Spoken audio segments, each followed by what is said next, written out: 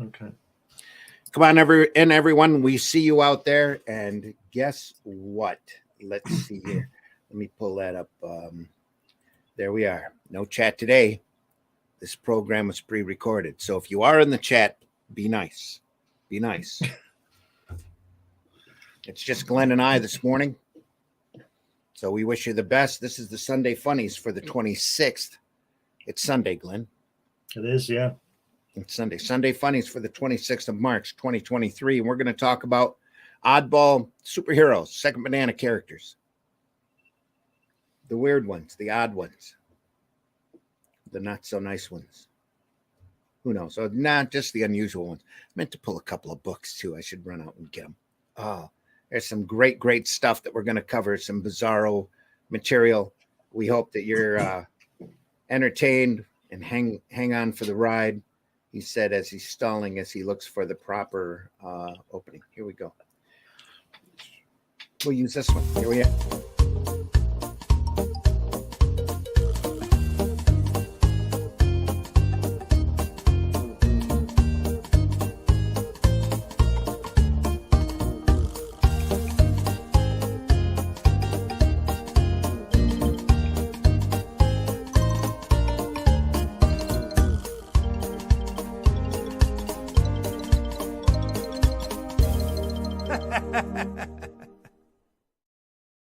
Still munching on my burrito.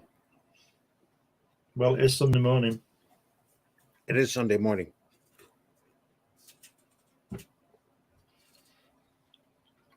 So, hey, folks, I'm your host, Randy Zimmerman. I've been doing this for a long time, not just podcasting, but doing comics, mostly alternative independent comics, Arrow comics.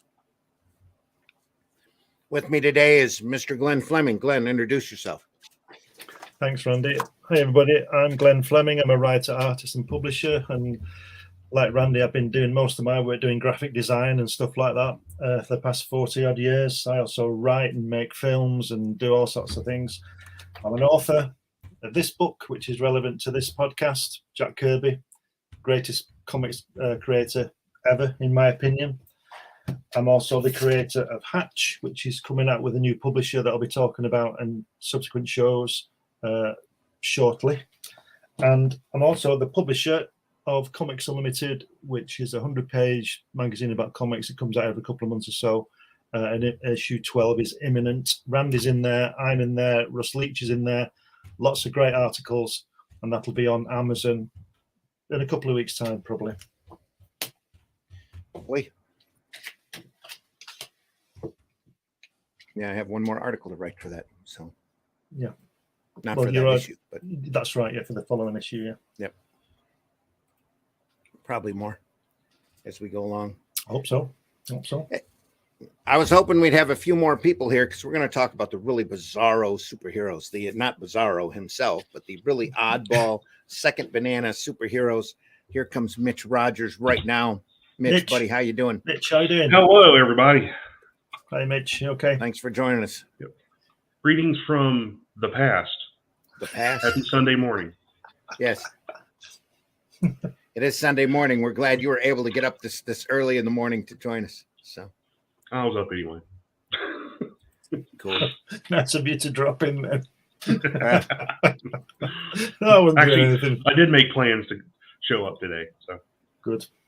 Cool. I spent like 5 minutes trying to understand why my camera wasn't working. I forgot to lift the thing up. That kind of Saturday morning, folks. Yeah. Well, it's Sunday morning now. So. Oh, yeah. It's all good. Oh, yeah, I forgot. This is from the past. It's from the past, yes. So when you think of second banana heroes, Mitch, introduce yourself, by the way. Oh, do a quick introduction. I'm Mitch Rogers. I'm the creator of the horror comic book, The Boger. I got 2 trades out now. The original and the second one, Southern Gothic. I got the relaunch of an ongoing series featuring the character on Indiegogo right now. Cool. When you think of like second string or second banana superheroes, who do you think of? Well, one of my favorites, just because it's just so bizarre, is Brother Power the Geek, who's like a living rag doll. Any random character from Legion of Superheroes is another good example. Oh, we'll get into the Legion here in a second. Let me pull up Brother Power here. Just hang on 1 second.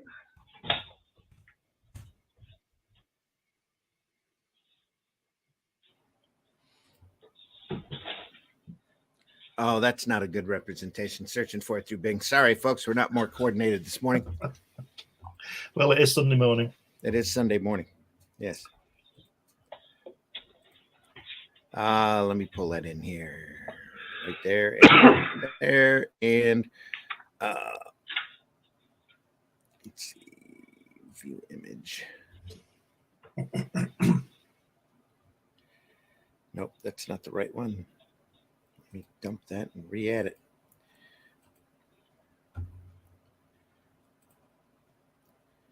Share that and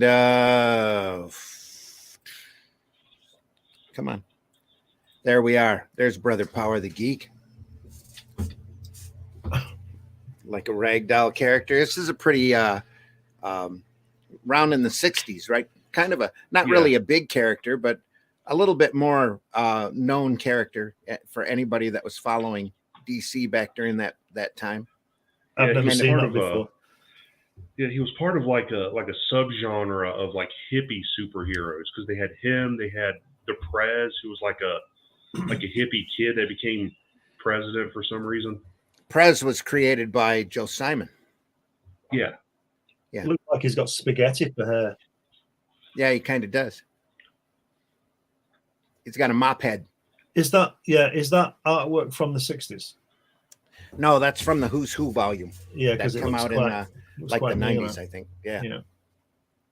So I don't know anything about. I've never seen that. Never seen it at all. I wonder why.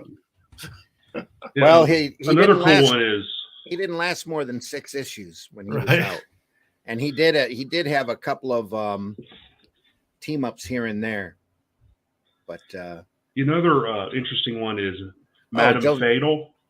Joe Simon also created Brother Power, by the way. Yeah.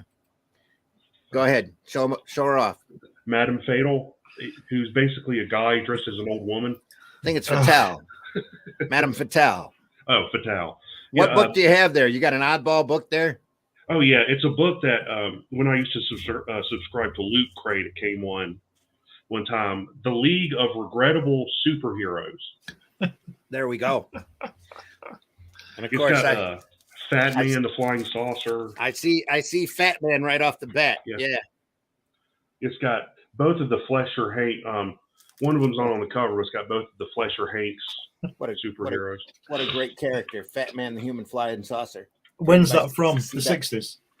The Fat Man, yeah, he's from the 60s. One he created by the same creators of Captain Marvel. Yeah, C.C. Beck created him. Yep, great artwork. They also on the back here, they're also advertising for a book that never came out called Captain Shazam. A turned on swinger. Turned on super swinger, yeah. The Now Comics Group makes the scene. It's actually Lightning Comics, but it's a great book. Oh, this isn't even square bound. This is saddle stitched. How cool! It's a big, thick book, all by C.C. Beck. Great artwork. There we go. Mitch, when was that Madame Fatale published? Let me look. I believe was a Golden Age character. If I'm not mistaken, it was Timely Atlas. I'm going to say that's kind of it fit in well today, wouldn't he? Yeah. Or you couldn't have them. Them. I'm trying to see. I turned the page to something else, so I have to. It's okay. Yeah, Brother Power was created by Joe Simon. First appeared in Brother Power the Geek #1. So they kicked him right off in the Golden Age. First, look at the. So when was that, Randy? #1. Dated October 1968. Oh, wow. The fall of '68. Yeah. Madame Fatale debuted in Crack Comics #1. Very accurate name, from Quality Comics, May 1940. Wow. So Wow. that would be a DC character now, because DC went in and bought the entire Quality pantheon. They've just never used her, or him, or whoever. They Just never used they. We don't have that kind of thing. I don't think we don't have many oddball. Well, we're all oddball characters, but nothing like those guys. What a great disguise, though. It worked quite often for Bugs Bunny. Yeah. What, dressing up as a woman. Yeah. Yeah, because who knew Elmer Fudd was attracted to hairy women? There you are. There we go. Let me pull up this. Peacemaker. Very popular character right now. He's basically a second string character. Or third. Yeah, or is fourth, he in maybe. that book? Who else is in that book? Well, they do have Brother Power the Geek. They have Peacemaker. We know Fat Man is in there. Yeah, Brain Boy. Detective Eye. Well, I don't know why they call Rom Space Knight a second tier character or a regrettable superhero. He's pretty cool. I don't know why they'd call him a superhero. He was kind of a space opera cosmic character. But I guess superhero would fit the bill. I got a list here of odd characters from the Golden Age. That Mr. Muscles. Of course, I'm so coordinated. Mr. Muscles. There's Super Hombre, who appears to be a luchador character. Who did that one? Super Hombre. Yeah. He debuted in Miracle Man Thorpe and Porter in 1965. Oh, Thorpe and Porter were a distributor over here. It's probably an English character. Mm. Let's see what he looks like. Can you pull it up, Mitch? Yeah. Right. Okay, yeah. Apparently, he originally appeared as Miracle Man. Oof. Which there's a reason probably why they changed his name. Well, Miracle Man was English version of no, that was Marvel Man. Marvel Man. Marvel Man was an English version of Captain Marvel. They did after the lawsuit went through, because the Billy Batson Shazam Captain Marvel was making everybody so much money. He got imitated as soon as that lawsuit kicked in and Fawcett stopped doing the character. That Captain Marvel came in later. Yeah. That was a different Captain Marvel, a character who could split by saying the word split. Is that Stan Lee at the front there? No, it's not Stanley. And I don't remember. I used to know the guy's name who did it, but he did it on purpose in order to screw with the copyright laws. In fact, he had a couple other characters that he ran in those books. Like there was a Plastic Man and a couple of other ones that he said were in public domain. Nobody contested him on it.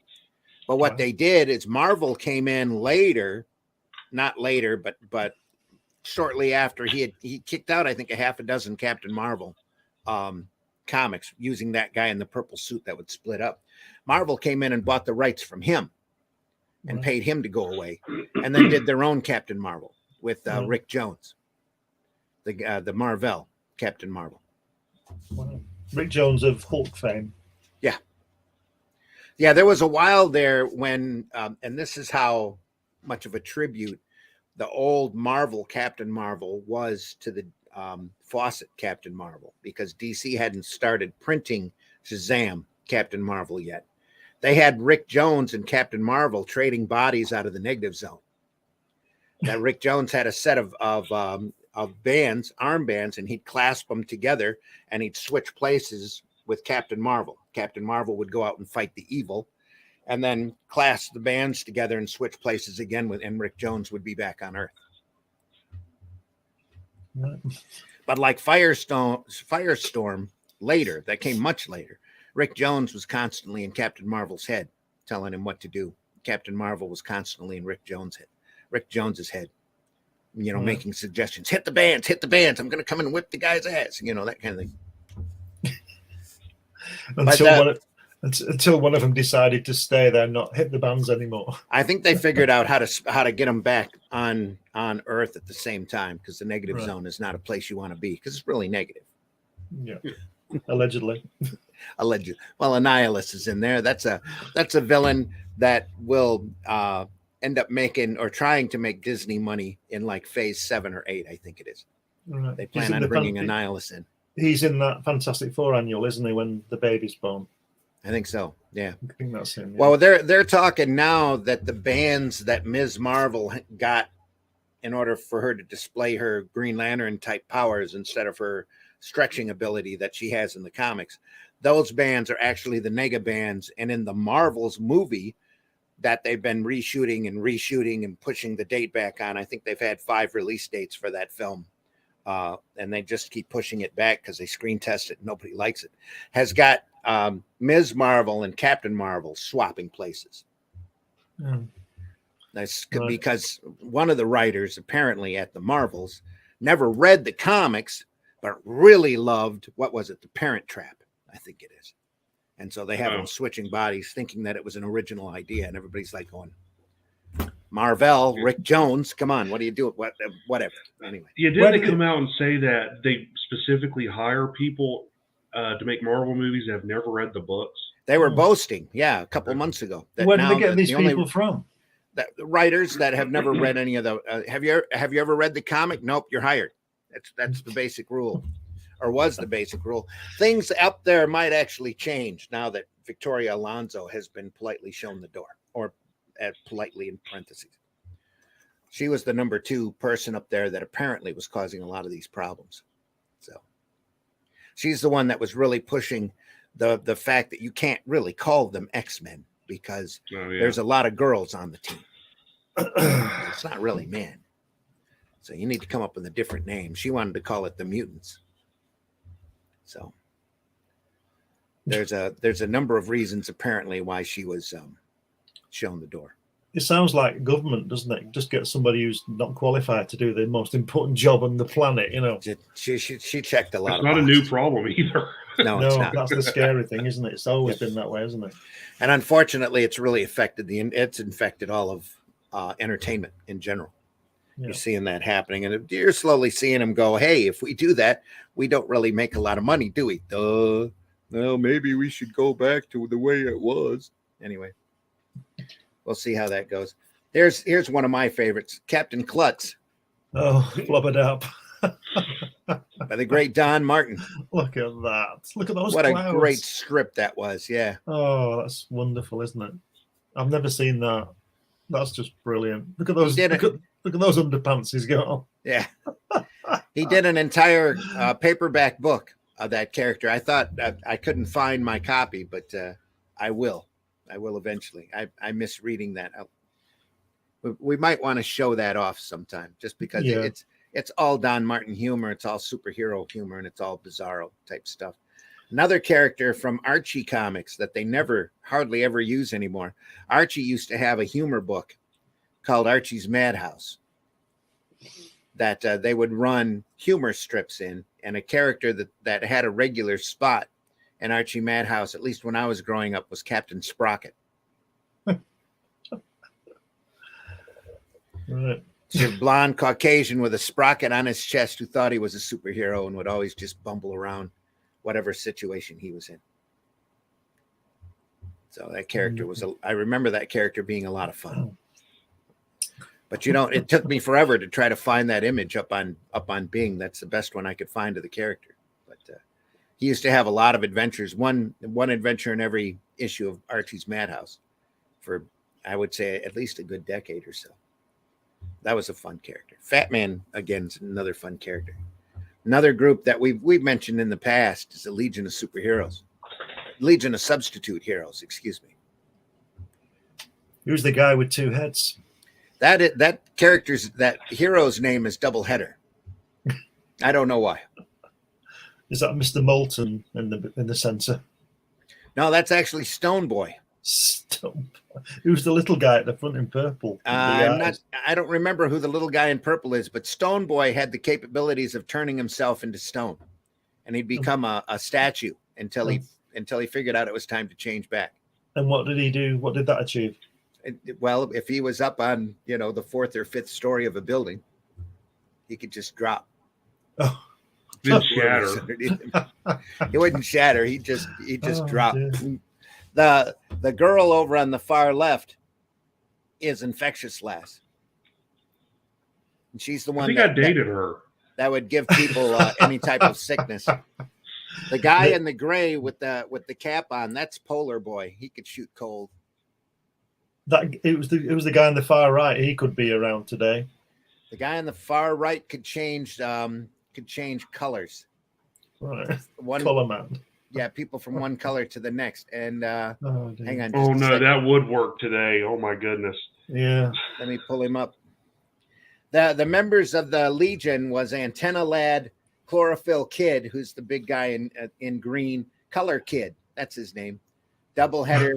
Dream Girl was on there for a little while, and then she became a regular Legionnaire. Fire Lad, Infectious Lass, Night Girl, who also became a Legionnaire after a while. Polar Boy, who joined the Legion after a while. Once they deemed you were good enough, they would bring you on to the Legion. But these were the ones that would be the substitute characters that would come in when the Legion was too busy. They had their own clubhouse, and they tried to be the best heroes they could be. There was a Rainbow Girl. There was a Star Boy, but he ended up joining the Legion too. Stone Boy, and then of course the gentleman that you see back behind Color Kid, the big guy there, that's Porcupine Pete, and he could shoot his quills out in all directions at once. Right. What a great set of characters. Keith Giffen did a couple of issues of back when he was doing the Legion. He did a couple of issues of the Substitute Legion. That guy, almost like annuals that were really funny. The guy in green looks like he's spilt his dinner all over himself. Yeah. Those are roots. That's Chlorophyll Kid. He used to carry a bunch of seeds around and make things grow. Oh dear. So he was a second-rate Swamp Thing? Yeah. Kind of, yeah. I'm really glad I missed this, I have to say. It doesn't look very good. Well, the Giffen issues were incredibly funny, but they were created to be humor relief in the regular Legion back when Kurt Swan was doing it. The guy whose head's on fire. Yeah, Fire Lad. Fire Lad. Why is his cloak ripped? Oh, it looks more like fire that way. Oh, right. Okay. Right. Okay. Sorry, I didn't get that one. What more reason do you need? Yeah. Right. But yeah, a good number of them ended up becoming regular Legionnaires after a while. So, except for maybe Porcupine Pete, Infectious Lass. Porcupine Pete. Yeah. I always thought, remember Paste Pot Pete? Yeah. They ruined that when they made him the Trapster. They turned him into the Trapster. Yeah, when he had that pot of paste, that was quite humorous. I thought, bit silly, but there you go. The funny comics, aren't they? Exactly. So I thought they spoiled him when they gave him a nice shiny suit and all that kind of. Same with the Sandman. They gave him a nice shiny suit in the Fantastic Four, didn't they? And changed him. Yeah. Yeah, he was a hero for a while, wasn't he? I don't know, was he? He's one of those neutral characters. Sometimes he was good, sometimes he wasn't. I'm over at the. Go ahead, like Batman, yeah. Yeah. I'm over at the public domain characters site, and here's one you don't hear about very often that a lot of people remember who read him remember him fondly, and that is, of course. Let me pull him up here. There we are. The Green Llama. As a big character back during the Golden Age. Who's drawn that? Just like the Green Giant. There was a Green Giant back then as well. And I think that looks like yeah, exactly. That looks like Lou Fine. What it looks like to me. Blow that up a little bit. No, could be anybody. Boy Champions, Kick Masters, Lieutenant Hercules, Angus Mack. Great stuff back then. Yeah, that's good. Nice cover, that, isn't it? Look at that, December 1944. Sometimes simpler is better, huh? Yeah. I like that cover. 1944. 1944. Wow. That's even older than me. The Green Llama, the man who defeats death. As llamas are known to do. But he needs a little llama drama. Yeah, there's a great superhero. He's not in comics. He's in a movie called Puma Man. I don't know if you've ever heard of that one. Yeah, he can fly. He can bend steel. He has X-ray vision and heat vision. You know, all the powers of a puma. Right. They actually mentioned that in the movie. It's like, you have all the powers of the great puma. He sounds like that other guy with a red cloak, doesn't he? That lesser known one, Superman, is he called? Yeah. I mean, yeah, it's a direct rip off of Superman, but it was great, having them, go on and on about having the powers of a puma. Yeah. It's like, oh, I didn't know pumas can fly. Is that Nick Fury? This is Captain Battle. He was around during World War II. Had a jetpack that he flew on, and he kicked Nazi ass. Yeah. Looks like Nick Fury to me. He does. Kind of a direct homage. Nick Fury is this guy. It looks like a Joe Simon illustration, doesn't it, with those legs? I'm probably wrong, but it looks like it. Well, hang on. It's in Silver Streak Comics. Lev Gleason is the original publisher, created by Jack Bender. Yeah. Carl Holmes. Jack Bender. Bender and Carl Orms. Mm-hmm. John It's been Butler. a while since I've been on the public domain site, and apparently they've decided to pick up a whole lot of pop-up ads. Yeah, it drives you crazy, doesn't it? Moon Girl. I went on the Marvel database the other day, and I just came off it because all the flashing ads were just making it jump. And I was like, I couldn't be bothered with that. Somebody needs to sort that out. Look at that. It's quite a nice cover, that, isn't it? That's the Moon Girl. Moon Girl. Wow. Yeah, I like that. It's good. Well, I believe that shifted. That changed to a romance book because. Go ahead. No, sorry. I was just going to say, is she ripping that building down, or is she putting it back? I think she's stopping it. Looks like she's trying to catch it. Yeah. Go on. There's two buildings turn in the that back. into a One's on romance. fire. Yeah. They turned that into a romance title, I believe, because they printed a romance book called A Moon, a Girl, a Romance for a while. Right. EC did. I'm getting a lot of Wonder Woman vibes from her costume. Yeah. When Wonder Woman came out, there were a lot of imitations. Oh, there's the original Daredevil. The original Daredevil, yeah. Look at that. Fantastic. Look at that girl hanging onto his You've seen him around. He's been, his boomerang. He's got little spike handles there. Yeah. Oh, dear. He didn't last very long, and that yellow disappeared. That was they swapped his pants around to red and blue. Yeah. What's the boomerang all about? Oh, that was his weapon of choice. A boomerang. Mm-hmm. In fact, he ended up getting a kid gang that became more popular than he did. He picked up a street gang of kids called the Little Wise Guys. And they all ended up using, he taught them all how to use boomerangs as well. Right. It's great stuff. Butterfly. I had a boomerang from Australia once, and it worked as well. Came back to me.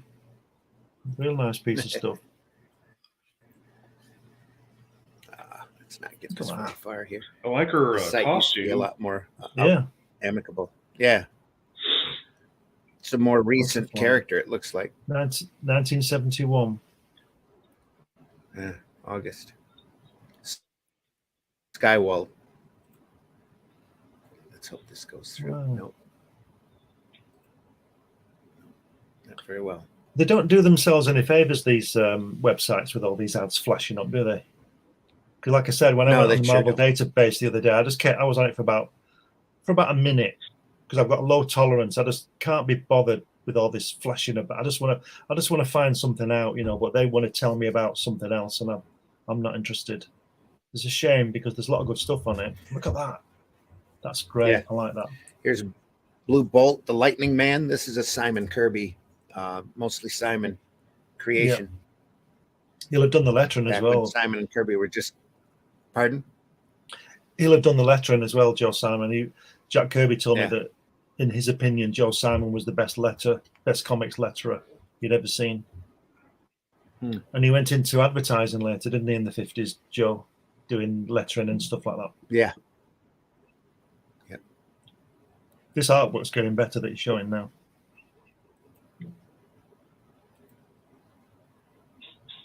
This is the Red Rube. The Red Rube. Oh, he looks like a rube.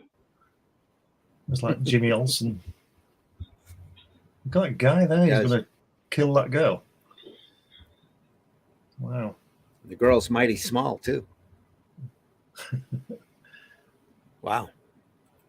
These are all wartime comics, aren't they? Yeah, these are all public domain characters. Yeah. Yeah, but I mean from the Second World War, when there was a lot of that patriotism going on and all that. Yep. Oh, come on, Papa Bear. Go away.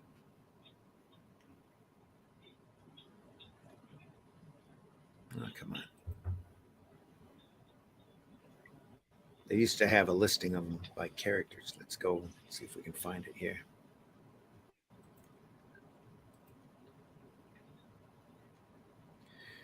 There we are. These are all characters that are in public domain. Baby Huey, Baby New Year. Beluga. Banbury Ghoul. Baby Huey.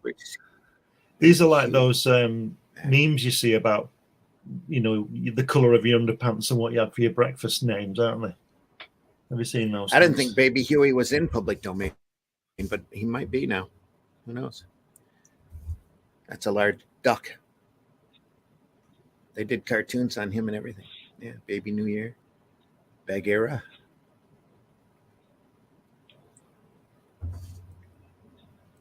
Ace Reynolds.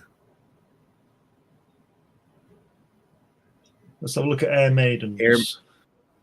Air Maidens, Air Boy. Air Maidens. 1943. Yeah. Crap. What a name. Bill Quackenbush. The size. Yeah, created by Fred Kita. Bill Quackenbush. It's got to be a great panel. Look at that. Oh, it's inhuman. Oh, He's so brave. Look how he holds his head high. He's so brave, so very handsome. I think I know what's going through his head, though. I believe that's Air Boy there. What's he holding on to? Air Boy had I think he's tied up to a pole. Yeah. Air Boy. Oh, yeah. Great old aviator strip. Just classic material. Look at that. I love all the way the girls are always the damsels in distress, aren't they? The way everything you see from this time, from the science fiction, the girl is always the one in trouble. Real. Well, it's one of those real girl power time, wasn't it? Yeah, sex sells things. Yeah. Yeah. Not a whole lot of feminism happening there. No. That's why they had Wonder Woman. Yeah. There's a superhero named Beggar King. Was he homeless dude? Probably. Let me find him here. Beggar King. Oh dear. Yeah, he's a homeless dude. Count de Goddard. Another great name, Ruben Maria. Yeah. Wow. From America's Best Comics, number 31. Evil. Pop-up ad. So when was Beggar King that published? When was that? Would ruled that a be gang of 40, thieves 40s? that held Paris in its grip in the year 1840 or 1640. 1640. America's Best Comics. The Nader was the original publisher. That was probably back in the 40s. Yeah. Look at that there. It says, the Black Maybe 50. Terror of the 17th century and Timothy defeated and exposed Timothy. him. Yeah. Yeah. We've Well, got Black a book, Terror Black is another Terror. real classic character. Terror Noir. Brilliant. That's not what he looks like, but come on. They've used him quite a bit. And again, America's Best Comics. Evil. They really don't want you to stay on this website, do they? Terror So, Noir. My favorites Noir. were the one we were trying to read an article and like there's a sentence on a page. So you read like one sentence, have to go to Yeah. the next page, read another ones. Yeah. The Red Room. There's Al Adden. Casper. Al Adin. There's Aladdin. He's got a genie. 1942. Catman Comics. Yeah. Again, Hal Yoke. Saul Rosen, no relation. Is that what it said? No, that's what I'm saying. Saul Rosen. Saul Rosen. Yeah. Aladdin, a young comic book fan who gained the ability to travel through time and space when he accidentally knocked over an old hourglass, which housed a genie. The hourglass was given to him by a gentleman who was being harassed by kids who gave the object to Al as thanks. Using the time-traveling powers, Al visited historical figures such as old Araboy and Araby and Cleopatra, among others. He would return to the present after all the sand in the hourglass would run out. What's old Araby? Do they mean Arabia?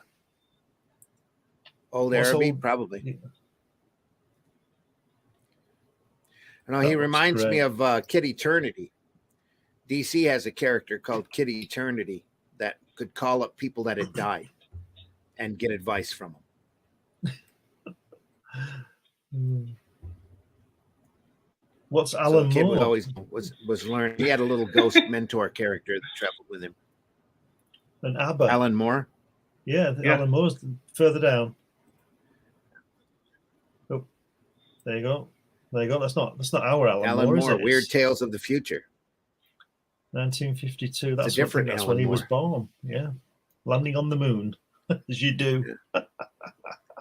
Sent to the moon, piloting an atomic-powered spaceship designed by Professor Mannheim. This These are trip brilliant, marks aren't they? mankind's first foray into space travel. Alan Moore. Who knew? Who knew he was that famous? Yeah, that looks great. Great stuff when you can fight through the ABBA. What's the ABBA one? pop-ups. ABBA Yeah. See it there, third down. singing group. Yeah. Yeah. No. But look at that. Yeah. Look at that. Space Ghostbusters. Masters #2. No Look at that. explanation. Look at Ziff that. Davis, created by Marvin Stein. ABBA. ABBA. Is that a cap he's Pretty- wearing, or pretty- is it a hat? Yeah, it looked like a fedora or one of those artist caps. Oh, they got C. August Dupin. He's been public domain for over 100 years. That's the Oh, yeah. detective from Edgar Allan Poe's Murders in the Rue Morgue. Yeah, 1841. Wow. Look at that. There you go. 1841. There's How good is that? There's Kid Eternity there. The kid in Yeah. the white shirt and the red belt. That's Kid Eternity. He Wow. probably called him up to get his advice on something. August Dupin. Or is it Dupin? The purloin letter. Look at that. Yeah. Fantastic.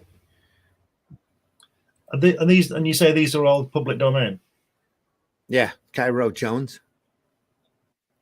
Oh, come on. Oh, I hate this.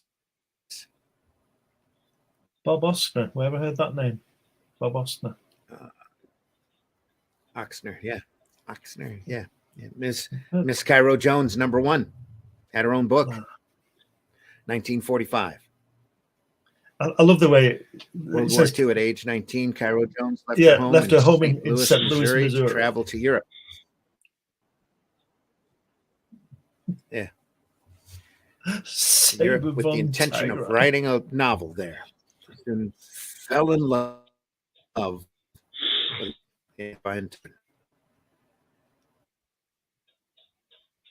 convinced her that he was fortune Nazi uprising, but in truth, he was funding the Nazis.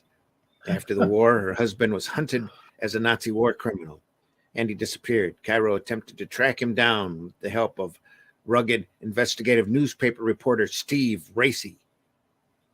Couldn't call him Tracy, so it just dropped the T. She helped to clear his name, but when she learned the truth about him, she decided to bring him in herself. When she cornered him, he hung himself. Always fun, those old comics. Always fun. Candyman. 1901. Come on. Looks like Winston Churchill, doesn't it? He does. Created by L. Frank Baum. Yeah. The Candyman is short, fat. Oh, really? Yeah, cool. Frank Baum and his brother Face. At Maryland. Yeah. That's like TikTok. Maryland. All of his characters are in public domain. It just said that he was short and fat. Yeah. Captain Adam, Captain Battle, Captain Battle Jr., Captain Blood, Captain Catapult. That's got to be a good one. CC.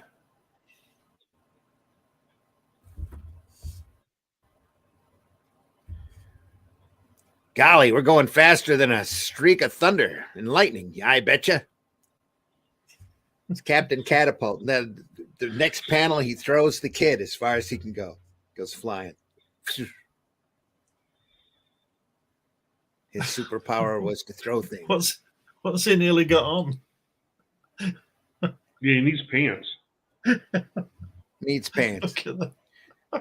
Like his powerful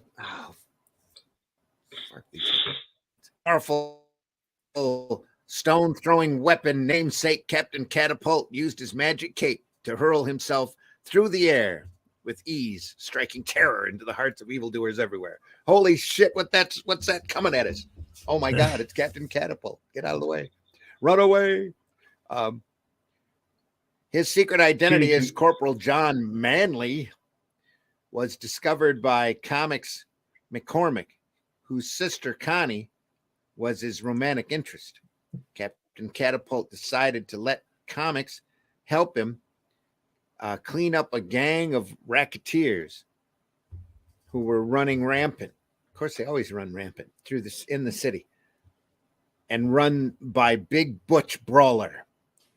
Comics helped Captain Catapult and their secret secret lair.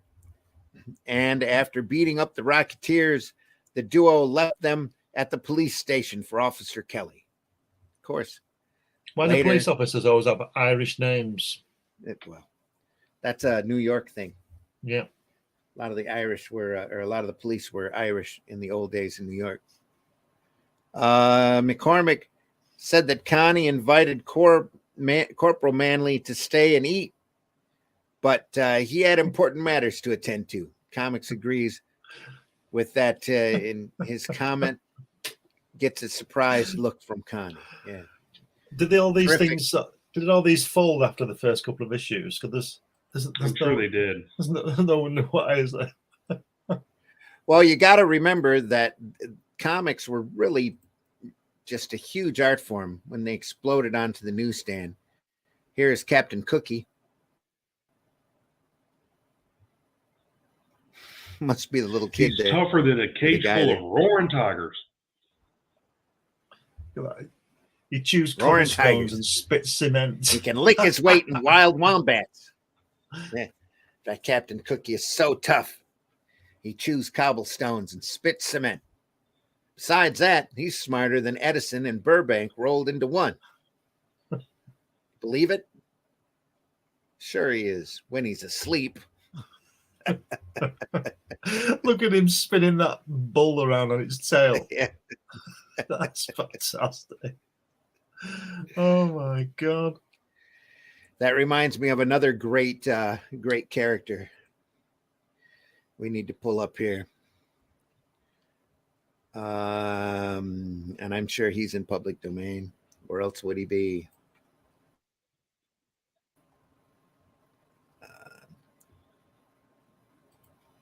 Come on.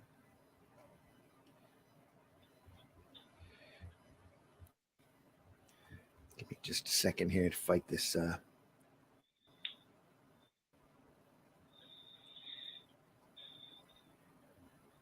The mouse. Oh, where is he? He's got to be here. Oh, if not, I'll pull him up on the. Looking for Super Snipe. Super Snipe. Let me find him here. He might not be public domain just yet. That's funny. Super Green Beret. Wow.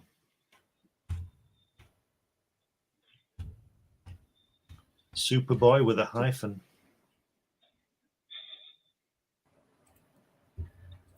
Super guy. Let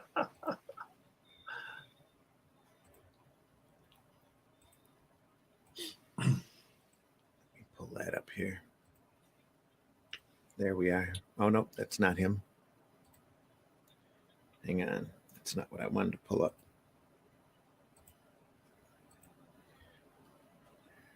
It must be it right there. Yes. Wait, I think we looked at him when I was showing off All in Color for a Dime here. Super Snipe's little kid who in his red underwear with a towel around his neck. It's like Robin, doesn't he?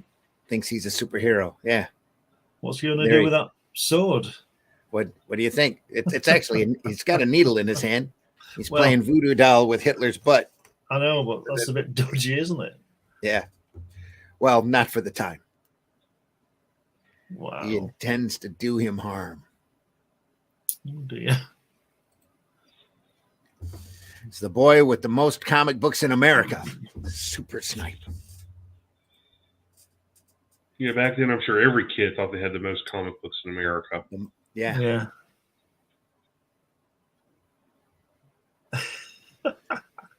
June 1943. Wow. Just classic stuff. But his head's not changed size, is it? His body's grown, but his head's still the same. more muscle. Yeah. And he still looks like Robin. Yeah, I'm sure that's so the reader knows it's him, I guess. Yes. Yeah. That's a bit dodgy, that pin. No wonder Adolf's praying. Oh dear. Oops. Here, let me pull back on that. Get back. Come on. No. Will these comics be worth anything if you have a copy of that? Oh, well, not as much as most things, but there'd be a little value to them in there. Then, of course, we also have, and we can't talk about Second Banana oddball superhero characters without talking about Herbie, the Fat Fury. Make way for the Fat Fury. Let me pull him up here. Just because I can see it doesn't mean everybody else can. Here we are. I pulled his head off. Should never lose your head in a fight. Yeah. It's a great character. I know a lot of people, not a lot of people, but the folks that know of him become big fans of this character. Let me look at that. giggle yourself goofy, and it says clear the road for skinny. These things are so un-PC. They're brilliant, aren't they? Yeah. Herbie the Fat Fury is actually Herbie Popnecker, and he got his superpowers by licking lollipops. And he had an array of different lollipops for different emergencies. And he'd change into the Fat Fury and have superpowers. With a plunger on his head. With a plunger on his head, yeah. And his yellow underwear on. If you see this episode's thumbnail, it's got a picture of the Fat Fury on it. It's a nice composition, that drawing, isn't it? The artwork is incredible. It's really well done. That green. His abilities was flying, invisibility, the ability to talk to animals, and time travel, all depending upon the lollipop he was sucking on at the time. It's from America's Comic Group. His first appearance was Forbidden Worlds, number 78. He was created by Richard E. Hughes and Ogden Whitney. I've heard that name. Little fat nothing named Herbie. Herbie Poppendecker is a fictional comic book character who first appeared in Forbidden World 73, October 1958, published by American Comics Group. Herbie is an atypical hero, a short, obese, unemotional, terse, unstylish boy, deriving some of his powers from genetics and some from magical lollipops he obtained from a salesman from a mysterious realm called the Unknown. They used to print Tales from the Unknown. American Comics Group did. Herbie can carry on detailed conversations with animals and sometimes even inanimate objects who all know him by name. Quickly reach any location, including other galaxies, by walking through the sky, become invisible, cast spells, summon spirits from other dimensions, quickly dispatched all enemies with ease, and travel through time. Despite his appearance and terse personality, he is irresistible to women. Herbie is heartily omnipotent and more powerful than Satan. Sounds great. Satan, you say? Satan, yes. Wow. Herbie made several appearances in Forbidden Worlds in issues 73, 94, 110, 114, and 116. He, the final two issues with Herbie had Herbie featured on the cover. He also made a cameo appearance, albeit very much out of character, in Unknown Worlds number 20, published in 61. Herbie received his own title, Herbie, of course, in April of 1964. The series ran 23 issues until January of 67, shortly before the demise of the American Comics Group. Now, he gets his powers from lollipops he bought from a salesman. From a crazy dimension, yeah. So what happens when the lollipops run out? Does he get more? Or... No, they're like Tootsie Pops. They never run out. Oh, okay. They're just eternally sucking on them as he needs. No, they did run out. That's why it only lasted 23 issues. Well, something of the, and this had a lot of parody in it. It had a lot of satire and humor in it. And you could only carry those characters for so long. Yeah, until lollipops ran out. Until your lollipops run out. It's very much like what's the Simon Kirby character they did that was very satirical. American. Fighting American. Fighting American. Yeah. Yes. Yeah. There's another great character. Yeah, there's a time in the 90s where Rob Liefeld got the rights to him. Yeah. And then he was sued by Marvel because they said it was basically a ripoff of Captain Marvel or Captain America. Yeah. Although it was created by the same people. Yeah. Yeah. Funny how that works. Yeah.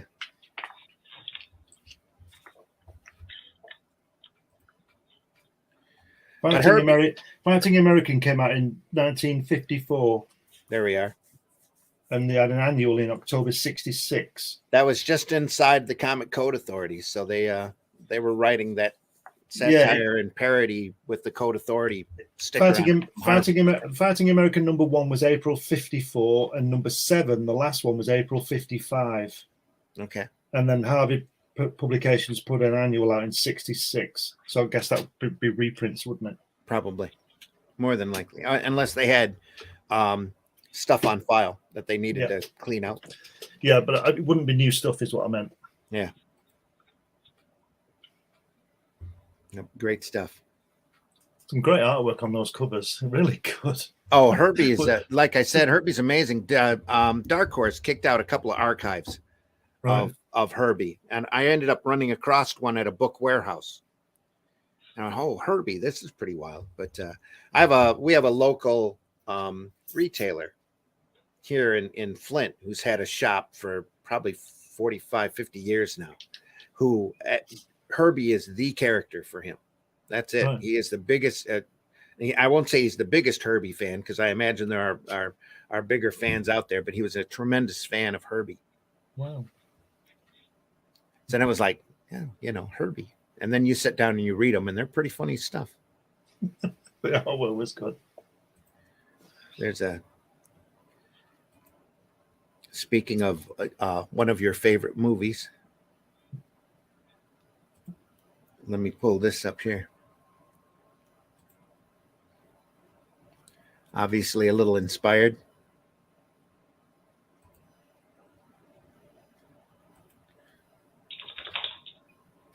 Look at that. Oh, yeah. Ride that bomb. Yeehaw. Yeah. Yeehaw. Slim Pickens.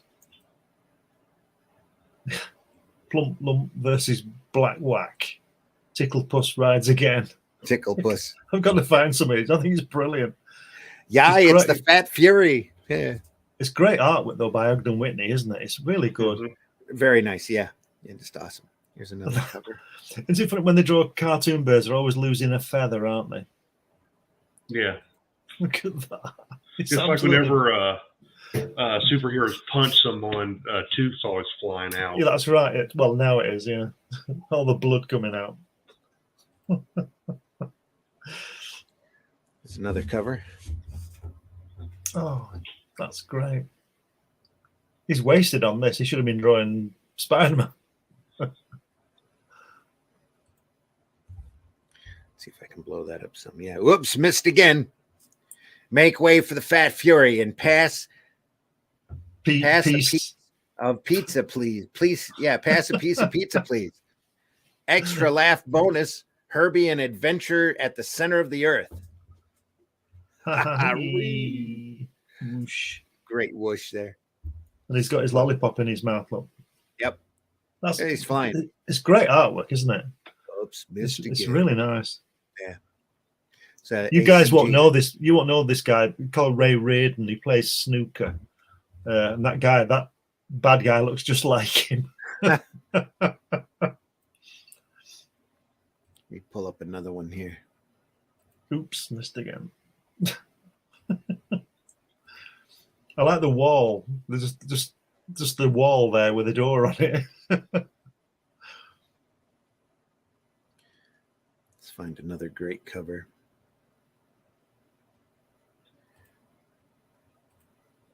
Oh, not that one. That one. Look at the folds on his arm as well. It's really nice, aren't they? Look at those folds on that arm. On the good art. Fat Boy's arm. Yeah. It's great artwork. This connection is not private.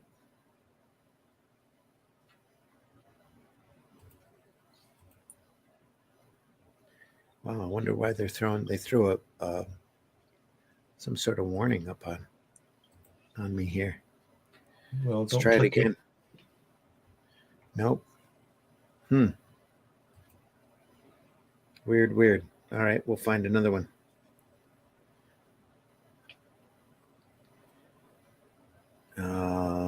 Let's find that one. Looks like fun.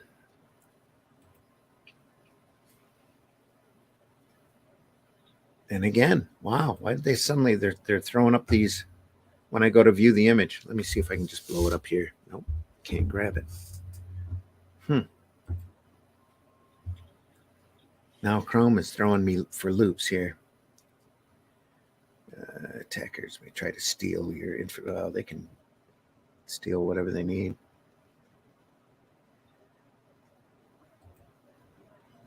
Yep, kicks me right back to Google. Well, let's pull this up and see if we can. Sorry for the lagging here, folks. We're just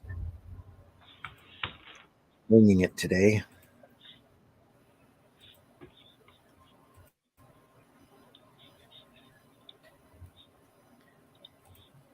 Would you count Bushman in this as well? Oh, yeah, definitely. Well, there wasn't a lot of stories with Bushman, though. Herbie had a big run. He was a real popular character there for a while. Is that Cecil? No, but it is a sea dragon, though. Who's high? Look at his eyes. Yeah. Great artwork, though. Look at this. The sea's good. Look, can you blow it up a bit? I'll look at I've been trying, but I can't. Okay. So I hit that view image, and I get a warning pop up from right. Okay. Chrome for some reason. Christopher Columbus pop necker. It's Comic Vine of all places that we got this year. Get it. Oh, fuck you, Google. Goofy Google. Let's find another one here.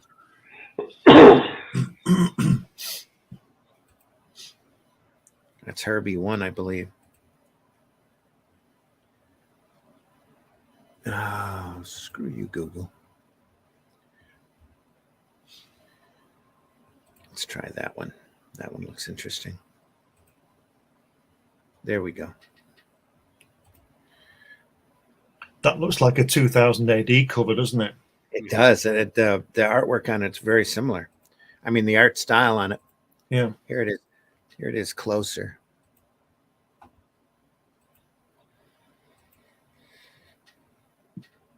If you put Judge Dredd there, where that guy, where Herbie is, that could easily be 2000 AD, couldn't it? Mm-hmm. Yeah. That's great, isn't it? Look at that. That's ACG. That was brilliant. There's Herbie sucking on his sucker there. Yeah. With his little glasses on. That's a different ACG there. It's America's Comics Group. Yeah, they changed the logo. That must be a more modern version of Herbie. Brilliant. Just great stuff, like I said. Let me see what else we can find here.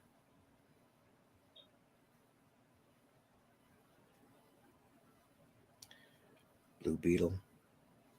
There's another cool looking cover. Let's see what happens. On your background, Randy, it's got that Fred Hembeck as Wonder Woman there. Can you see it? Mm-hmm. Yeah, Hembeck is great. I mean, the stuff that the cartoons he does, he still does cartoons that he sells on eBay now. Little cards, and I've got a Human Torch from him, and I've got a couple of his volumes. It's very funny stuff. I learned so much about comics history by reading his, because he had a Dateline comic strip, I think, in Comics Buyer's Guide for years, where he talked about comics history, and oddball characters.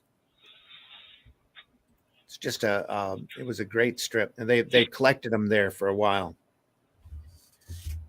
I can't blow that up either. Oh, that's disgusting. All right. Well, anyway, Herbie. Anybody else have any favorites? No, we're just saying about Bushman, but you're right, isn't it? He didn't. It was like he's like Alfred E. Newman, isn't he? He doesn't have a story. He's just sort of lurking in the background, isn't he? Somewhere. Mm-hmm. If they had a story with it, it wasn't very long. Didn't last. Yeah, that's a Marie Severin cover there, isn't it? Did she do that strip? Did she do that little strip you're saying, Marie Severin? Yeah. Well, she did the majority of the work in that book. Yeah. I remember in the first one, Kirby did one, and what's he called? The guy, John Severin did did a Mickey take of Nick Fury, Howling Commandos. Yeah. But yeah, Marie seemed to be in charge of that from day one, or took charge of it from day two. But she was a great cartoonist, wasn't she, Marie? Just classic stuff. Here's one of my. Let's hope we can pop this image up. There we go. Here's one of my very favorite, not Brand X covers. I'm probably going to do a version of this eventually.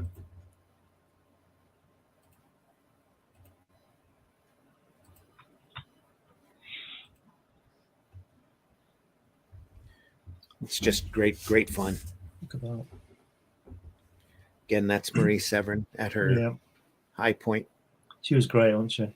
Yeah, just amazing. Who says a comic book has to be good? Yeah. This is the worst of not Brand X. Look at that Aunt May as well. How good is that? There's a lot happening here. You know, Human Torch breathing on Black Bolt. Black Bolt's got a hot dog on his tuning fork there in his head.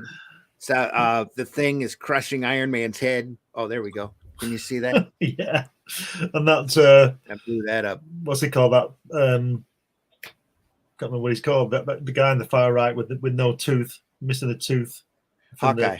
From Spider-Man. Oh, the Vulture. Yeah, the Vulture. That's it. Yeah. Look at that. Swimming cap on Silver Surfer. Yeah. Just phenomenal stuff. And Nick Fury's on twice. Look, they've got Nick Fury, Agents of S.H.I.E.L.D., and they've got Howling Commandos right next to him. Spider-Man. There's Namor punching Thor. Yeah. Yeah. He's gouging his eye. And then there's Galactus looking behind the H on the logo. So way up in the top is the Watcher, Loki, poking around Giant Man's big head. There. It's just hilarious stuff. There's the Purple Skull, I think. Yeah. And the cute little lizard guy. It's just awesome looking. It's great, isn't it? The little can opener on Captain Marvel's helmet. Like the old Spam, the key that you turn. It's great stuff. Look at that Ben, like you said, squashing Iron Man's head. And he's inside his suit looking out. Can you see him? Doctor Strange has got stuff coming out of his ear, got eggs coming out of his ear. Bubbles. Yeah, eggs are bubbles. And look at, is that Jean Grey with the curlers? Yeah. Fantastic. That's brilliant, isn't it?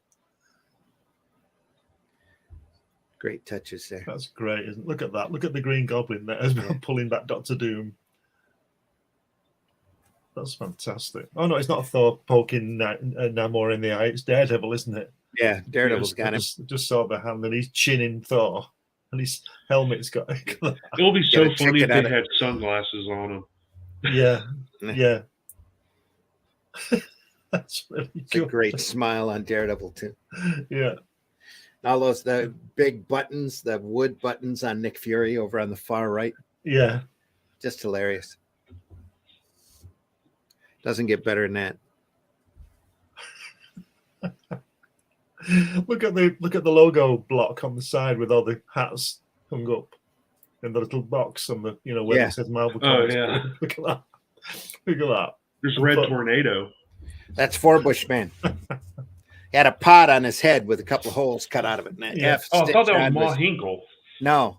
Oh. No, that's Forbush Man. That's Forbush Man. That's Let me great. find a... no, that's not where we want to go. We want to go... Let me find a better representation of Forbush Man here. Nope. Here's another great cover, though.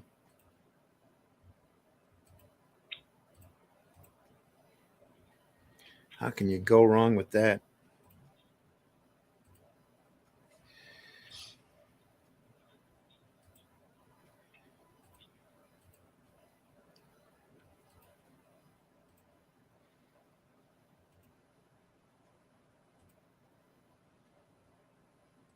Oh. Look at that. Very interesting off Ronan Martin. That German there with his very interesting King Kong. Yeah. Very interesting. That hand with all the characters in it reminds me of that Marx Brothers on the ship where they all fall out of the door when they order room service and they're all in that cabin. Yeah. Remember Yeah. that? Oh, yeah. There's about 90 of them in that little room and they all fall out when the guy brings the bagels or something. Look at that. That's great. Look at that. Look at the expression on King Kunk's face. Yeah. What the Just hell? great. Oh. Look at that expression on Daredevil coming out from under Thor's cloak. Yeah. Oh, dear. Just classic. Submariner about to bite his thumb. Look at that. And Nick Fury's got a whisk as a gun. Yeah. Very interesting. Artie Johnson there. Yeah. Down in the corner. Yeah. Classic stuff. I always get the impression Marie Severin must have had a ball, doing this job because she was everybody thought she was great, and she's getting to draw these daft covers, Genuinely hope she did, yeah. I hope she did. I bet she did. Bet she was great.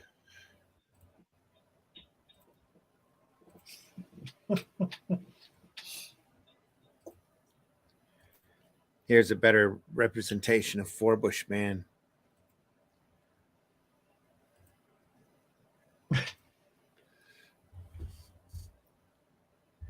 Almost the same as the original Red Tornado. Yeah. Nothing ever happens around here. The Hulk's got his spinach. That just happened. They're selling these T-shirts, these logo shirts here. Those were on sale when this came out. Just a little, what do they call that? Native advertising. Not Marie, though, is it, this one? It does kind of look like her. Nope. It says Sutton. Yeah, Sutton. Whoever that is. This might be a recreation of the cover then. Right. That's number 5. Probably Ron Sutton, maybe. I don't know. Introducing the one and only. You can see the Marie influence in it. Oh, heavy. Yeah. And maybe Sutton guy inked it or something from her rough or something. I don't know. Hard to say.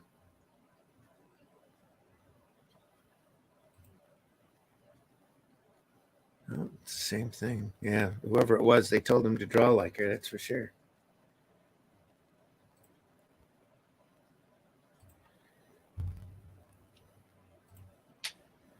There's the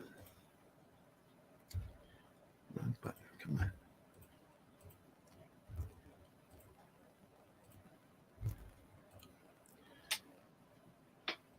Parody of the wedding of Johnny Storm and Crystal. Big Baddie Love and Hisses issue. Who says a comic has to be good? Here's number 6. That looks like Marie Severin stuff. Yeah. Starring Spidey, the Human Scorch, the Unhumans, Dr. Deranged, and a Meshuggah mess of other offbeat oddballs. There you go.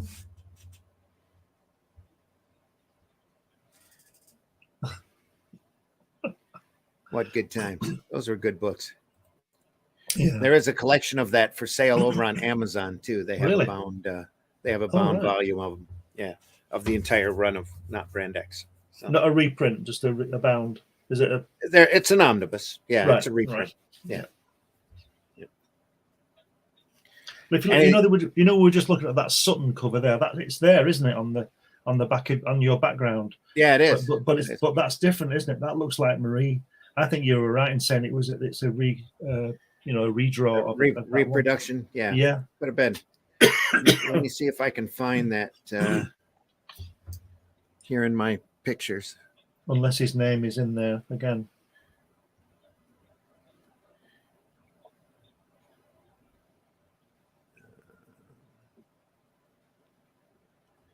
BCF H Got a copy of Leading Comics #1. That's 7 Soldiers of Victory. Sort of kind of oddball.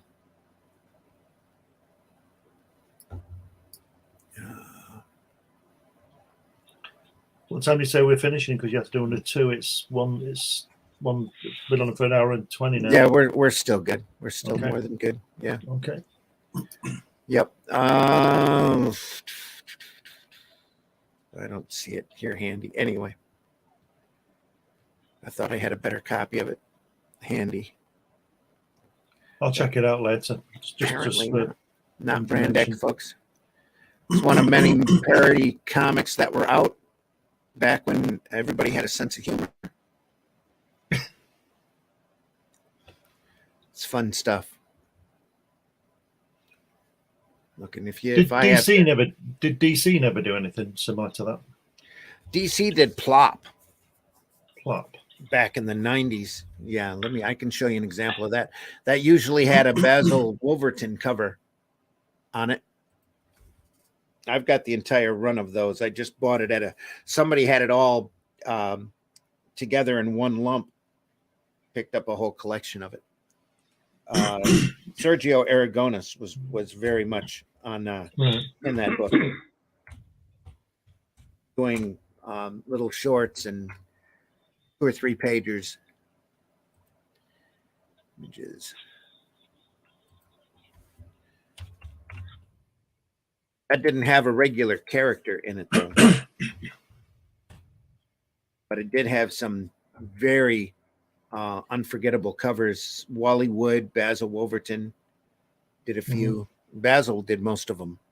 Wally did a couple. Here's a Wally Wood cover on this book.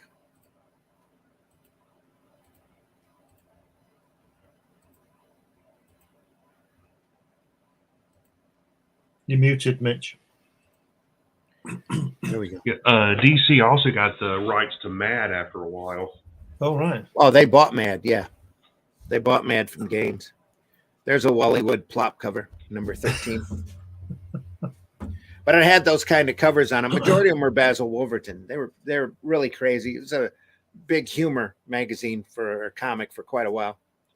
That ran a good 26, 27 issues, I think, and the last 80-page giant, you could tell they were cleaning out their file cabinet on all the material. A magazine of weird humor. Plop. Great stuff. Sometimes Wallywood reminds me of what's he called? The guy who did Den. Corbin. Corbin. Yeah, his line work sometimes seems to very similar. Sometimes. Yeah, I can I've see read where you interviews did that. with him, and he does say that like Wally Wood and Jack Davis were his 2 biggest inspirations. Ah, well, there you go. Corbin, yeah.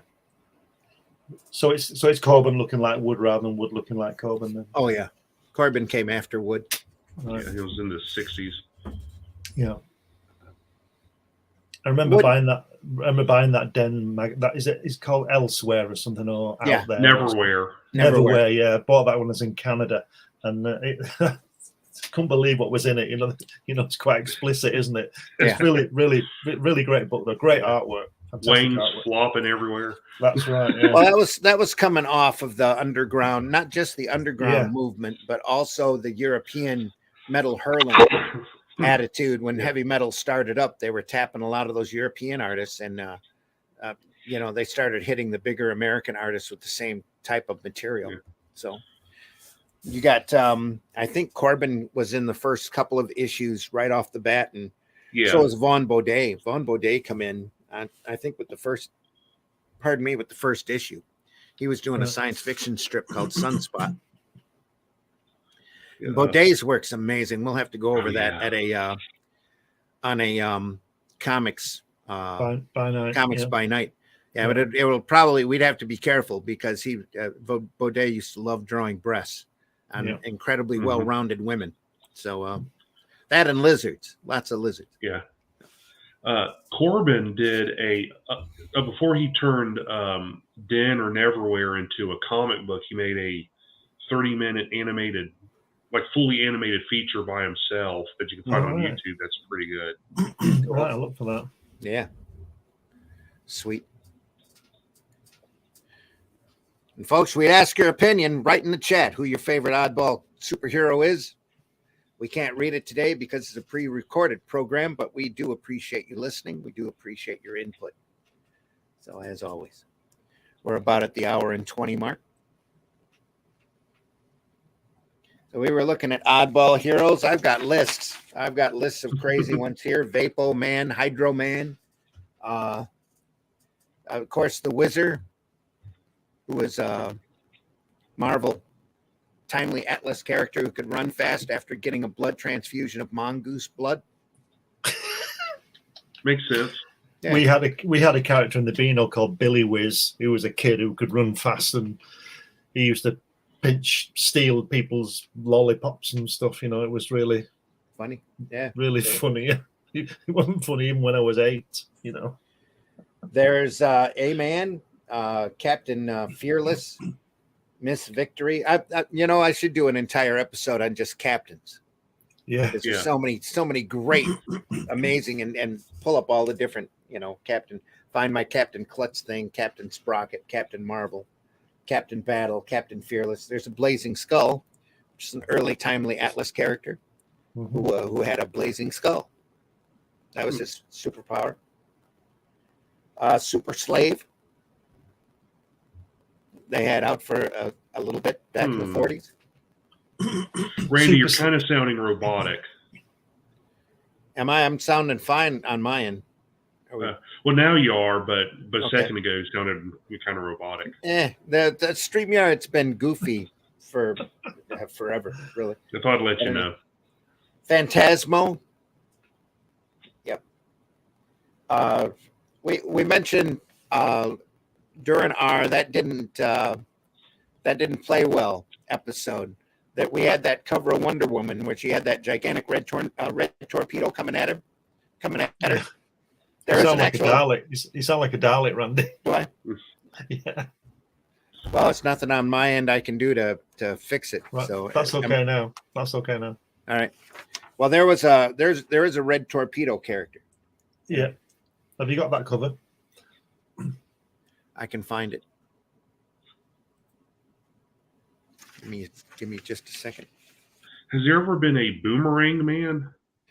There has been a Boomerang. There's a Captain Boomerang, of course. Well, yeah, the villain. I mean, like Villain. a superhero where he'll fly one way, but uncontrollably fly the other way. No, not that I am aware of. That doesn't mean they don't exist, though. So I think you should do that one, Mitch. I should. Boomerang Man. Boomerang Boy. Or Boomerang Brat.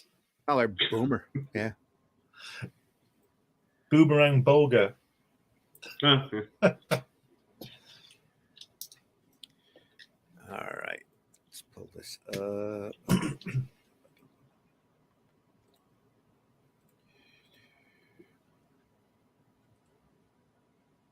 I think you should get your Spank the Monkey up on this, Randy. Yeah. He's not a superhero though. Nobody, you might think he is. He's a hero to us. He's a hero to us. Yeah, we love him. There's Red Torpedo Oh, look at that. by Drew Allen. Yeah. That's a suspicious looking craft. I'll just follow it. Ex-captain in the U.S. Navy, the Red Torpedo was invented or has invented a navigatable torpedo. The most powerful weapon afloat. Torpedo something. The most powerful weapon afloat. That's an H. That doesn't quite have that middle. Yep. Masked and mysterious, he sails the seas, the terror of all maritime evildoers, until he becomes a veritable Robin Hood of the deep. Two Red Torpedo. Two things there. So go ahead, Mitch. Go ahead. So he developed a torpedo Yeah. that he rides in. Yeah. So does he ever ram it into something and explode? I mean, goodbye then. Two things. Look at the size of that hatch. He'd never be. If you think that's made of iron, he'd never be able to lift that hatch, would he? Yeah. But why does he wear a little mask Who's going to see him anyway in the middle of the ocean? He's got to hide his identity. Yeah. Yeah, from who though? The seagulls. That's the same logic as wearing a mask in outside. Yeah. No, well, To keep who do you yourself meet? from catching the bug. Who Yeah. do you meet out in the middle of the ocean? No one. Exactly. Look at that. Yeah. Brilliant. Well, we mentioned seagulls. Those seagulls can't be trusted. They'll snitch on anybody. Damn seagulls. They're all from China.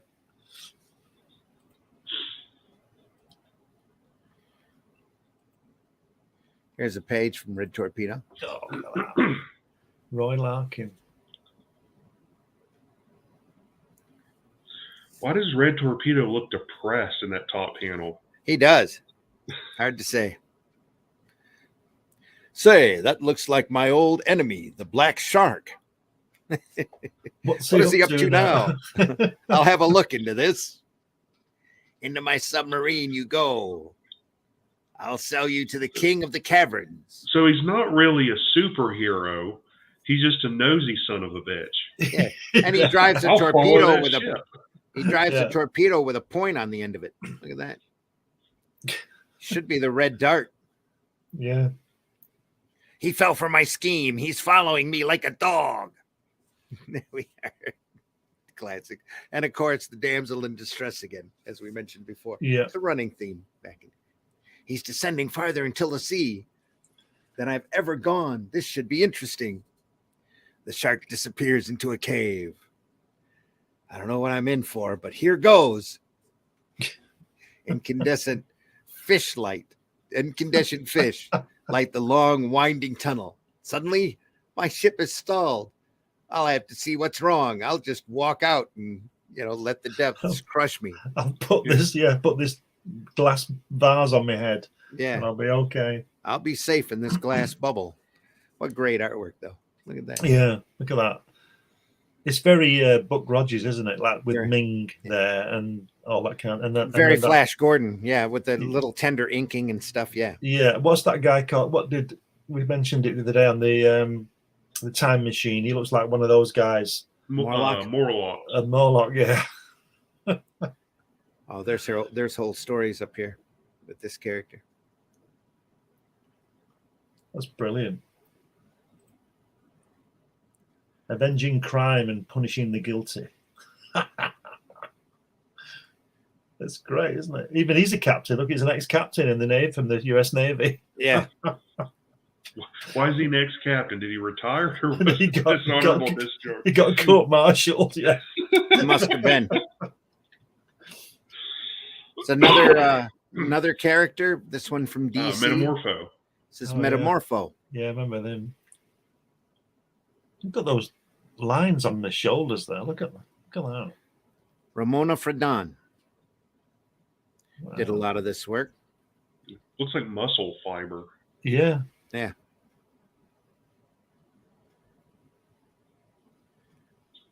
Great lettering though.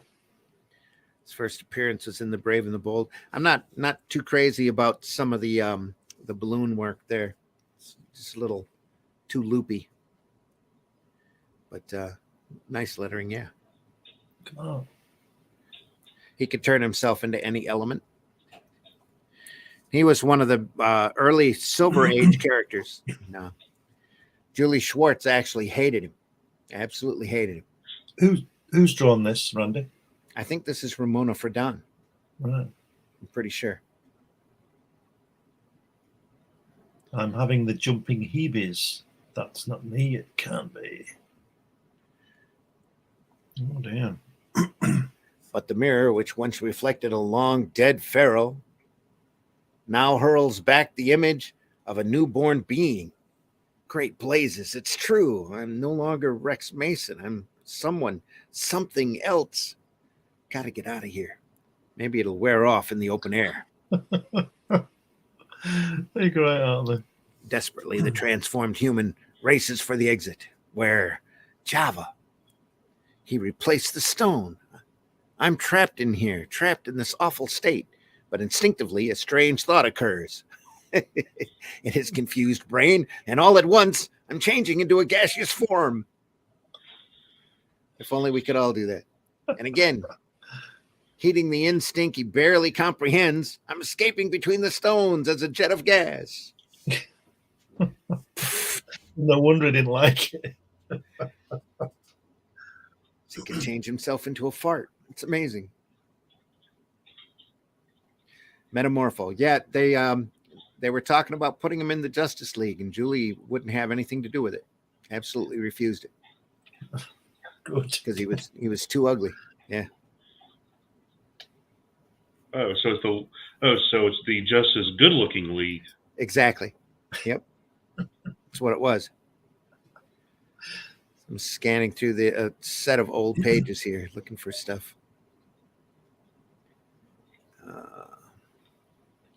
It's oddball characters. You got to mention the Doom Patrol, Robot Man, Negative Man. I don't have an example to pull up right away here, but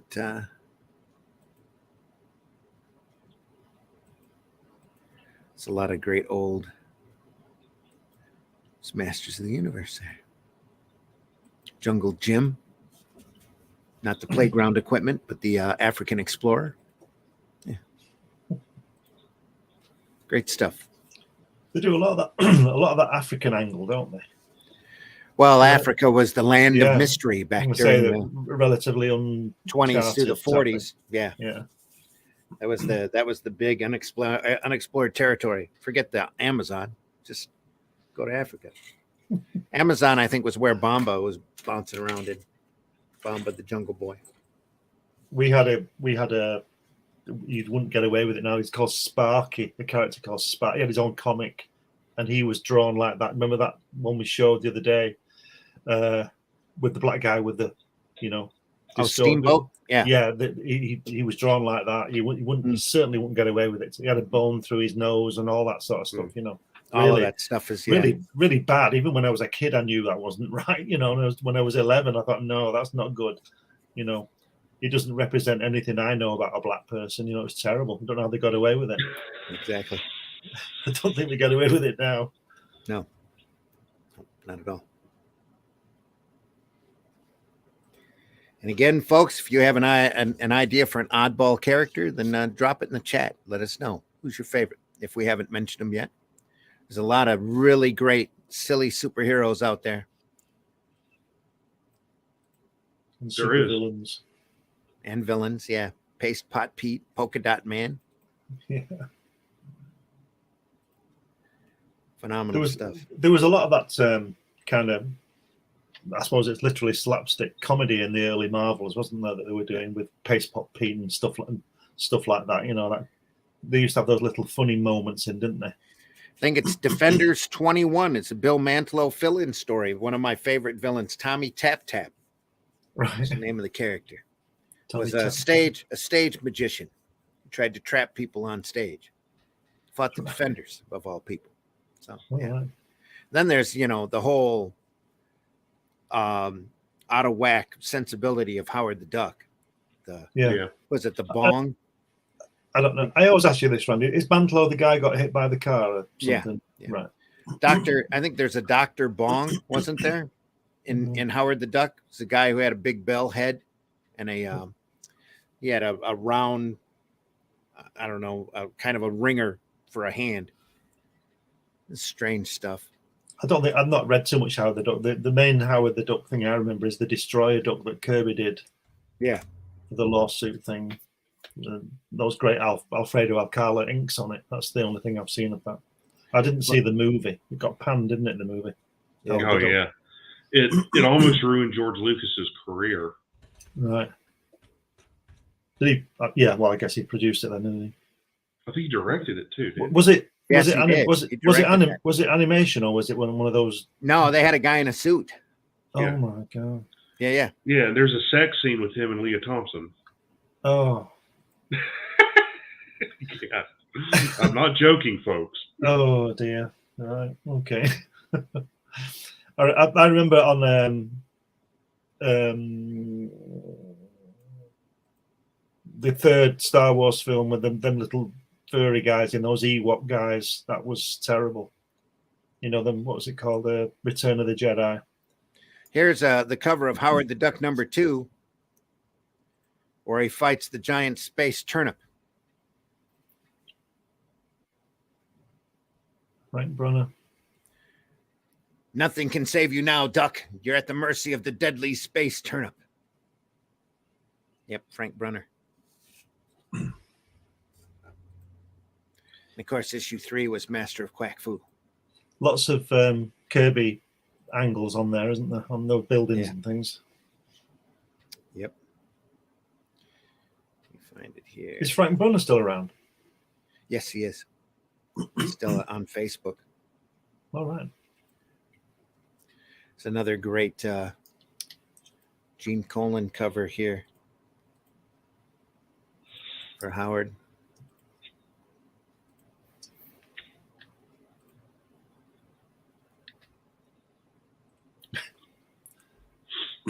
Nothing man and foul, or within man and foul lurks a demon demanding to be set free. It's the duck possessed. Howard the Duck #14. Their homage to Son of Satan by Gene Colan. Or as they safely call him now, Hellstorm. Hellstorm.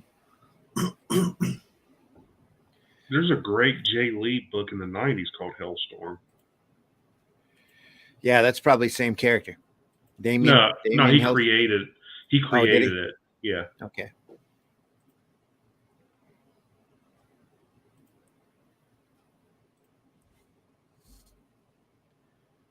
Dr. Bong. More Gene Colan. More Gene Colan. Yep. Dr. Your ridiculous Bong. armor means nothing to Dr. Bong. It's the final bong. It's #31, Howard the Duck. Yes, it went that long. Wow. Didn't he fall out with Marvel, that guy? Conway, was it? Jerry Conway? Jerry Conway, he left. Yeah. I think he's been writing a lot of Law and Orders, if I'm not mistaken.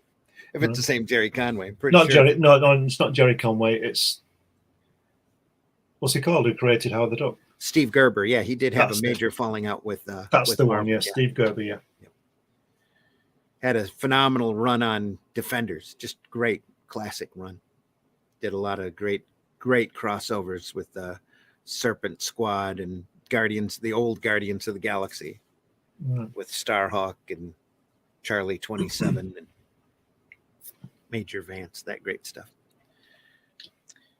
All right, we want to thank everybody for watching this episode of Sunday Funnies. We're going to cut it a little short today because we're a pre-recorded episode, but we're past the hour and a half mark. So hope you had some fun. We had some fun. Mitch, tell folks how they can find you. You can find me down here at Linktree/Celtic Cross Studios, where you find my website, online store, socials, and email address. Don't forget that the Boger ongoing series relaunch campaign is currently going on Indiegogo. Don't forget to go over there and take a look. It's a great book. Glenn, tell folks how they can find you. Yeah, get me on the usual places: Facebook, Instagram, Twitter, places like that. You can find me in the pages of this, which will be coming to a bookstore near you soon, and as will this as well. This is my character Hatch, and you can also find me in the pages of Comics Unlimited, which is a 100-page magazine about comics that comes out every couple of months, and issue 12 is on its way imminently. Great. And folks, I've been your host, Randy Zimmerman. You can find my work over at aerocomics.store, where you can find such books as Calico of Shard. It's a great fantasy title that C. Michael Lanning does the artwork to. Herobot Zero, which is a 3-foot-tall giant robot I created to fight menaces in his defends his hometown from giant monsters, as long as he can do it on the clock and get time and a half for overtime. Paragon, which is a superhero story with artwork by J.R. Harris. It's kind of like my version of Superman. It's got a real nice twist ending to it. And coming soon, The Fool will be available. Wow, look at that. He's I call him the rodeo clown of justice. Wow. He goes around and fights urban street crime. Anybody he holds up for the cops, he takes a section of their clothing as a trophy and incorporates it into his action duds as he needs it. As he tells a kid, in one of the stories, he has the mutant power to sew. And of course, over in the at the aerocomics.store, you can also find copies of Revolt. There's 2 issues available now. A lot of fun. Short stories. You'll find short stories by Glenn, Russ Leach, as short stories, myself, all sorts of folks. Some great reading there, all self-contained into a wonderful anthology book. Stop back by next Friday morning for the Comics by Night as we go through the Alex Toth by Design book a little more. We only got about a third of the way through last time. Hopefully we might get another third of the way through again, but we are getting close to the Super Friends. That might tie up a little bit more time. So there's some great character sheets there and some great drawings. If you haven't seen that, everything is archived over at the Indie Comics Network. Go over to the Indie Comics Network on YouTube and watch those back episodes. You won't be sorry. Some great entertaining stuff. And if you speed us up to 2 times speed, we sound like chipmunks. It'll be great. So on our way out the door, we want to remind you of the immortal words of Mr. Groucho Marx, who says, learn from your mistakes of others. You can never live long enough to make them all yourself. That's right. Folks, we deeply appreciate you being here. Go out and visit your local retailer. Let us know what your favorite oddball superhero is. We'll do this again soon, maybe a little bit more coordinated than we did this time. And catch us Friday mornings, 5 a.m., Comics by Night, Eastern Time, 5 a.m. Also, we'll be back next Sunday with a live broadcast. Yeah, we'll be back next Sunday with a live broadcast for Sunday Funnies. Deeply appreciate you. Maybe we'll look at some serials. I don't know. Maybe we'll look at some more cartoons. It'll be fun. Found a whole bunch of serials on YouTube. Could be a lot of fun to run. There's a lot of the Shadow one's really good. Oh, I haven't seen that. I was looking at the Blackhawk one with Kirk Allen in it. Pretty cool. And they've Vigilantes over there. Captain America without his shield, going around knocking people around sets. Everybody tumbling all over the place and breaking chairs and tables and stuff. It's a lot of fun. The Spy Smasher serial also is a lot of fun. Very classic serial where they run from death trap to death trap, where he looks like he's dead at the end of the chapter, and then at the start of the next chapter, they show how he just narrowly escapes. It's just hilarious. Great stuff. Great stuff, folks. We do this. We do shows like this because we love this work. We don't do it to pick on it. We didn't show you Herbie so that we as much to laugh at him as you can be entertained by him. There are reprints. There are archives out there. Dark Horse has got a couple of phenomenal archive books of Herbie out there. And all of these other characters are available if you look hard enough. There are reprint volumes and online places. If you want to go strictly digital, there's a wonderful wiki sites out there where they've gone through and scanned the public domain comics, and they have them available for you to read and enjoy. Literally hours, probably days and weeks worth of material up online for you to enjoy. There's all sorts of great stuff that was out there. Don't let the time period stop you. Don't let, if it's in black and white, don't let the lack of color stop you. There's some phenomenal sequential art. There's so much great stuff out there that it literally makes the majority of the modern works out there pale in comparison, especially from the larger companies, because there's some phenomenal entertaining work out there just waiting to be discovered. Some great artists, and we'll be covering a lot more of that in Comics by Night. A lot more Alex Toth coming. I've got a phenomenal book by Darwin Cook that is just amazing, just beautiful art book that I want to show off eventually. Alex Nino, Frank Robbins are all coming. So subscribe to the Indie Comics Network. Make sure you watch for Sunday Funnies, Sunday morning, 9 a.m., Comics by Night at 5 a.m. on Fridays. All those times are Eastern time, so adjust your clock accordingly. And it's always best if you watch us live, but if you can't, we're always archived over there to be enjoyed. Also, the Indie Comics Network has a lot of other great programming over there, just waiting for you to view and be entertained by. If you can, aerocomics.store and pick up some of my work. We have 2 campaigns running right now on Indiegogo. the Chrome Dog campaign that offers 2 tiers of Arrow Comics books for you to pick up if you want to pick up a large chunk of incredibly entertaining works. A lot of the stuff that I showed you there are available in those tiers. Also, the Hybrids RPG game and the trade collection are over there on Indiegogo. But also, most of all, if you get a chance, check out fundmycomic.com.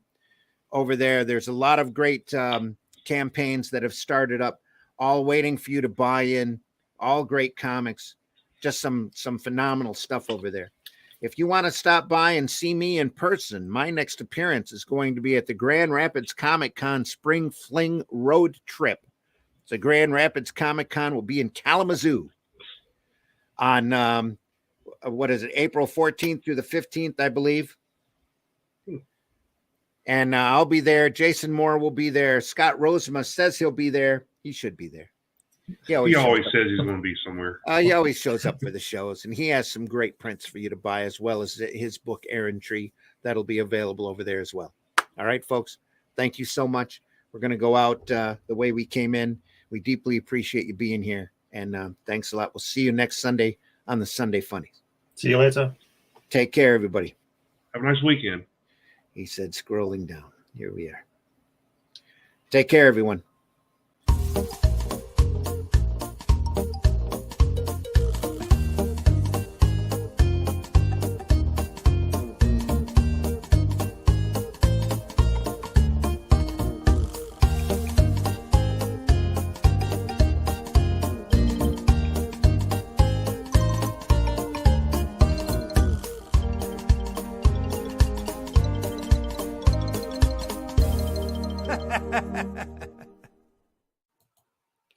The views and opinions expressed within the video content found on the Indie Comics Network are those of the speakers and do not necessarily reflect the views or positions of the Indie Comics Network or its sponsors.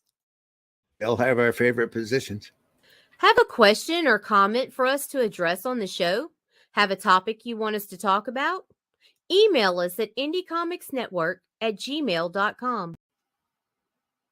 Want your comics to arrive in pristine condition? Head over to GeminiComicSupply.com and save 10% on your next Gemini mailer order or anything in the Gemini Comics Supply store. Use coupon code RAGIN10. That's RAGIN 10. Well, here we go. Now comes the part where we throw our heads back and laugh. Ready? Ready!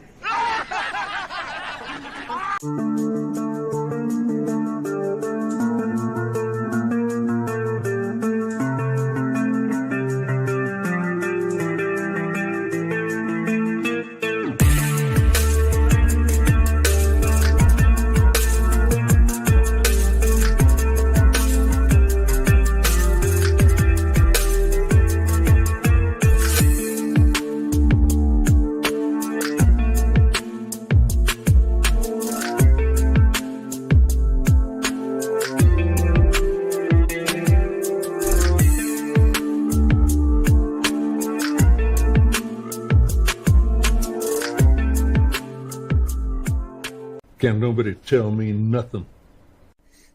Do you draw the Flintstones naked? There's a market for